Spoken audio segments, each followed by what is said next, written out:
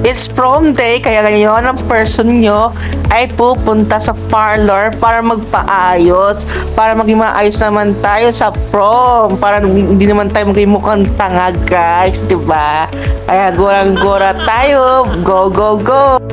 Ito na ang finished product, guys. O, diba? Ang taray, finished product. Ano yan? Pagkain? Ayan, guys. Nasa kotse na ako ngayon. Papunta sa prom. Kita kits. Ay, ito lang naman tayo gagawin doon. Kundi tumunganga at manood. Dahil hindi naman tayo sasayaw.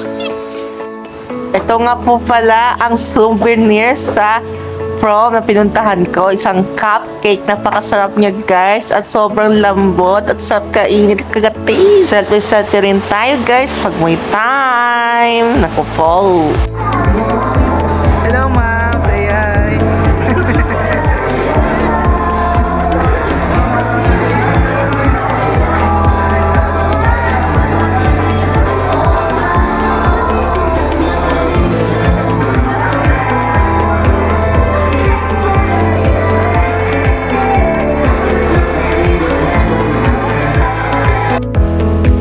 Ito nga po pala ang tsura ng event sa Great Eastern Hotel lang to sa Quezon Avenue, guys. Diba? Ang ganda at sobrang social ng interior nila, guys. Pamayaman.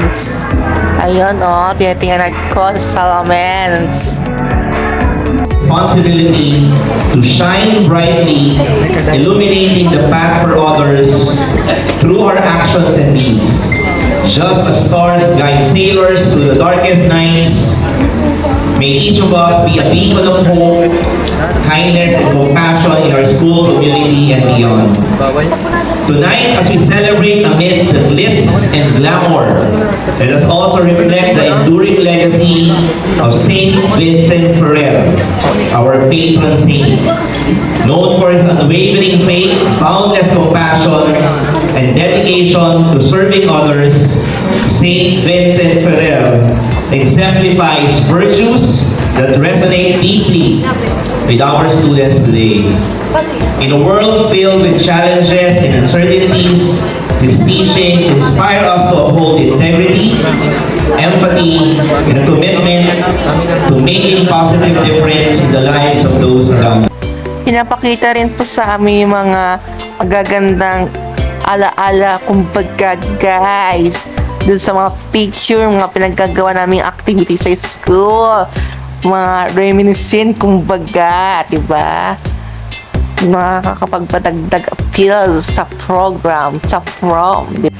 Ito na ang finished product, naubos na ng buhaya. Actually, diet ang person nyo dyan dahil di nakakain ng rice dahil naubusan. Ang tinahal na Queen of the Night. At taga-grade 10 siya, guys, kasi napakaganda niya at birthday niya rin ngayon. Kaya maraming bumoto sa kanya, guys.